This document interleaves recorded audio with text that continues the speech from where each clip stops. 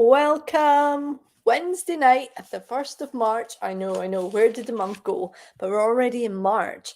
And I wanted to come to you about your monthly health check because it seems quite fitting. We're on a new month that we talk about monthly health check and what that means to you as a female and the things you can do on a monthly basis to have your own review, your own health check. We also hear later in ages people go for elderly MOTs, or you hear about people now having financial health checks, but this is about your monthly health check that is a window into your health. So let me know how your day is going. If you're catching me on the replay, #replay. And it'd be really good to know what you take away from this. So what is your biggest takeaway? What's the thing maybe you didn't know, or the thing you're going to start doing as a result of this information that I give you?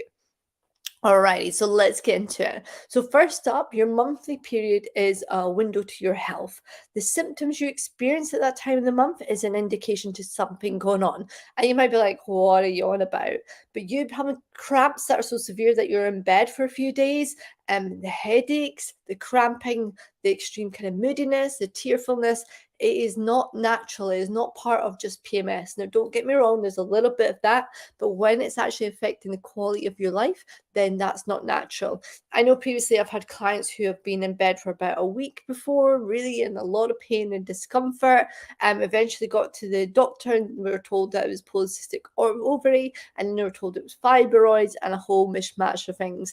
And by trying different things around natural food supplements, she was able to actually shorten down the length of time in terms of the cramps and how much the period was taking her life, but also through cycling her training and cycling her nutrition, we got to a place where she wasn't feeling crammed and uncomfortable and bloated through eating beans and pulses on the week of her period, on the run up to her period. So there's lots of things we can do to help her health, and our monthly checklist is looking at what are the symptoms. So if you think about your monthly cycle, the 4 weeks will take the average 28 days, and you think about the seasons of the year, then that's ultimately what it's like being a female. We've got our seasons and we've got our monthly health check. So each of those seasons will feel differently. So you know what it's like, summer's coming, right? So you've got a bit more energy, a bit more outgoing. You might want to try some things. You might start to notice other people a little more, depending where you are in relationships.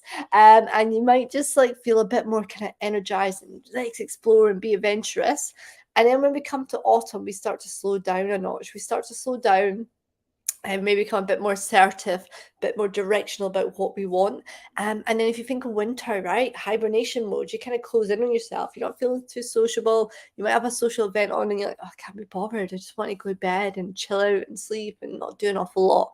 And then you come back out of that into spring and you start to get, oh, I want to get organized. I want to have a bit clean. I want to sort this. I want to sort that. So think about your monthly flow in terms of where you are in your cycle, the experiences that you have in terms of your mood, your energy, your hunger, and all that good stuff along. And then let's touch on the monthly health check itself in terms of your actual period. So as I mentioned, the symptoms around it. So what is it you experience at that time? So if you're getting bloating, if you're getting cramping, if you're getting headaches, if you're feeling nauseous, you might get a bit of IBS, irritable bowel syndrome going on. What are the things that you experience and how long are they for? And the best thing you can do is keep a journal. So I just put one here, a journal around your different symptoms. So I want to share with you the different categories of what I keep in terms of that. So one of it was around what do you feel? So how's your energy level? How's your mood been? And how's your sleep been? So what phase of your menstrual cycle are you in? So are you in the spring? Are you in the summer? Are you in the autumn or winter? What phase are you in? If you need some information on what does that look like and how do you know what phase you're in, I can pop you through a free diagram on that. Just drop in the DMs and let me know and I'll pop that free diagram in. So yeah, what phase are you in? And then what's your energy level? Score it out of 10. 3 is not great. 10 is like epic. Your mood. So what's your mood? Is it quite positive? Is it quite negative? Again, score that out of 10. And then the other thing I do is sleep. So I score sleep. So what's my sleep been like? 10 out of 10. Or actually have I been waking up kind of 2, 3, 4 a.m.? So actually it's a bit less. So look at that in terms of what phase are you in? Energy level, mood, sleep. And that just helps in terms of going, what's happening day to day. So yes, do this on a daily basis. And then I also put in here, I put around symptoms. So what is symptoms I'm feeling? I've got a headache. Have you got fatigue? So you got hot flushes? You might be at that point where you feel like I can't get enough water on board. I'm super dehydrated. Or you might be like craving chocolate. Whatever your symptoms are, your energy, your mood, and sleep, track that on a daily basis alongside where you are in your cycle. And this helps us to see what's going on in our bodies. So, how bad were the cramps 1 month versus the other? What was the difference?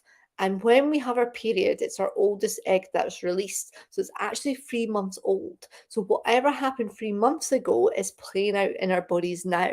So it might be that you were super stressed. You might have been really tired. You might have been drinking more alcohol. Say it was kind of festive season, for example. We're in March now. So the chances are it's festive season. So you maybe were eating fire foods and drinking a lot more, maybe not sleeping as much. And that's playing out because we always release our oldest egg. So what you can do about certain things like cramps is you can look at supplements that can help. So for me personally, the supplements that I've taken in the past, and I can't recommend them, but do your research or come and ask me a question and I'll send you a link to some research on it. Zinc for me, 15 milligrams of zinc made a world of difference with cramps. I used to be one of those females who would spend easy a week before getting kind of pain around, and I feel like your uterus and just feel a bit uncomfortable, almost like a cramping, and then be in absolute agony for days and days.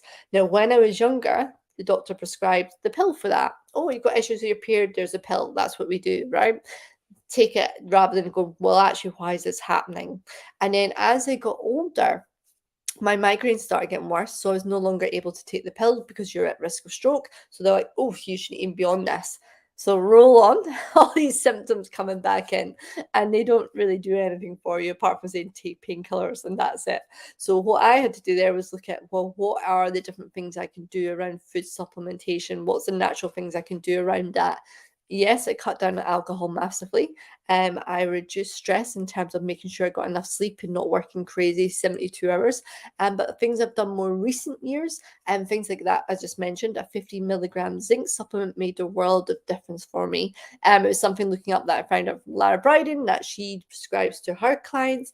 So 50 milligrams has made a world of difference to me. And it's almost now I don't actually know when I'm due my period. Like I count it down and I track it so I know. I know the symptoms beforehand, but I don't have that painful cramping days and days before it. And it's kind of like, oh, is it going to come or not? And it does. But it's that whole thing about the difference between being in pain and agony the week before. And it's also things like, say, symptoms around bloating. So it might be certain foods that don't work for you on the week up to your cycle. So that's what I mentioned about cycling the food. So looking at the different weeks, there might be foods that work for you. Beans and pulses for one of my clients was an absolute nightmare. She'd been, again, in agony with those. But if she had amounts at the beginning of the month, she'd be fine. So again, it's tuning to what are the foods that are working for you. And the same with training. So I know my strength absolutely goes when it comes to doing push-ups and weights, super struggle. Massive hot flushes. I'm hormonal right now, so I'm absolutely like 200 degrees right now. But yeah, it's that whole thing about like massive hot flushes. I'll be even sweating more and more than I normally do. And my strength will go. So push-ups and things will be a nightmare. So what do? Push-ups on the knees, I drop the weight. So I cycle my training to where I am as well. Okay, so those are the things you can do around getting control back over your monthly checklist. Now, if you're thinking, oh, Julie, that's great, you've only mentioned cramps there, hot flushes, and a bit of dehydration and sweating more. If you've got more symptoms, there are still things you can do. And I recommend Lara Bryden's book on it. Lara Bryden has a book for people who are 40 and under. So if you have any daughters, please buy them this book or nieces. Because, as I mentioned, what they do at doctors, they hand out the pill rather than looking at the root cause. If I could have had a zinc supplement all those years ago when I was a teenager, would have, who knows, made a world of difference. And then she's also got a book for 40 and above. So as we hit perimenopause and menopause, the things we can do around that. And there's lots of things we can do around supplementation, natural supplementation. So as I mentioned previously, I take magnesium and taurine as a combination. And magnesium overall, we're all seen to have a magnesium deficiency, and that plays out in different ways with energy level, again, mood, cramping, lots of multiple benefits of magnesium combined with taurine. Taurine has that calming effect to help us sleep so we're not waking up before a period. I don't know if you feel this, but maybe you wake up kind of 2, 3 a.m. for no reason and just can't sleep. And then taurine helps with that calming effect. And that's whether you're perimenopause, menopause, or in a normal monthly cycle. So, in summary, the onus is on you to do your monthly health check. Really get to know your body, because once you know the body and the experiencing symptoms and when they're worse or when they feel a bit better, you can pin down what is the difference that it makes to your period health. So, just to recap, capture your energy level, your mood, your sleep, score it out of 10, and then look at your symptoms. What's the symptoms you're feeling today? So for me today, I've got a bit of a headache. And as I said, my body's cold, but my face is a roasting hot. So that's something I would capture. So what is it that's maybe happening in my body on the run up to my period that's causing a bit of a headache and that roasting hot feeling? So that's something that I'll be tracking, especially being perimenopause. Things are changing in the body. It's a 10-year process. So I need to keep on top of my supplements and going, what's working, what's not, what do I need to adjust? And again, it's the same with stress levels, same with workouts, same with what you're eating.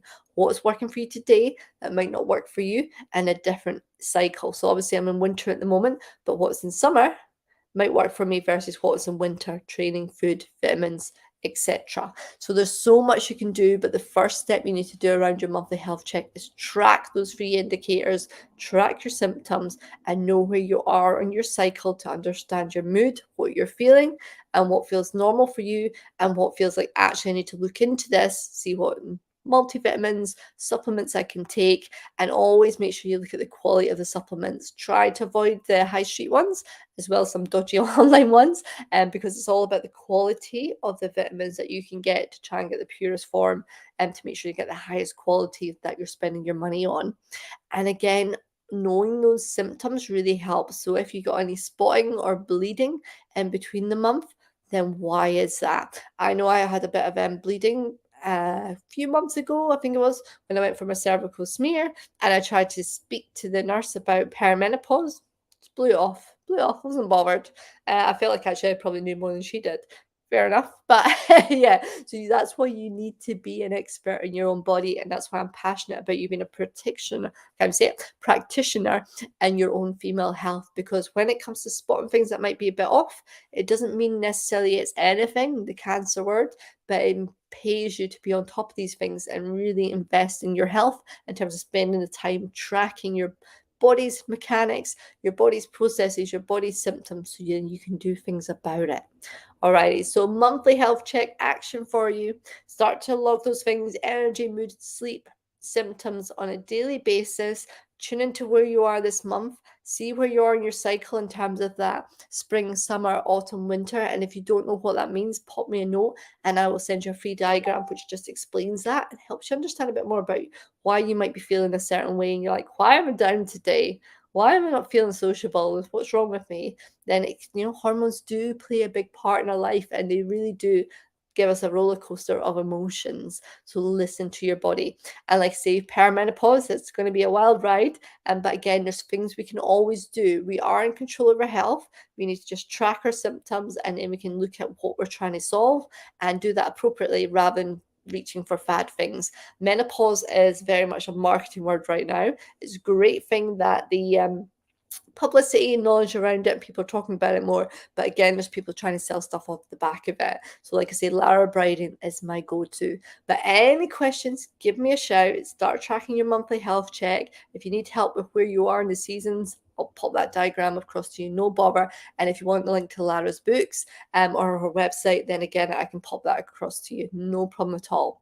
All right, be healthy, be happy, look after your hormone health. Massive impact on our lives, probably more than we've appreciated. especially if you're from my generation of the 80s where you don't really get told these things at school. But I hope that's of use to you. And let me know what you'd like to hear more of. What are the things that you're maybe struggling with, you're not sure on, you've heard a few myths about, just so I can create more content to help you. It's my mission to help women be healthy as possible, live their full life, and not restrict their life because of female hormones, because of stereotypes of bullshit societal rules. So yeah, let me know what you'd like to hear more of. And thank you for joining me. Take care.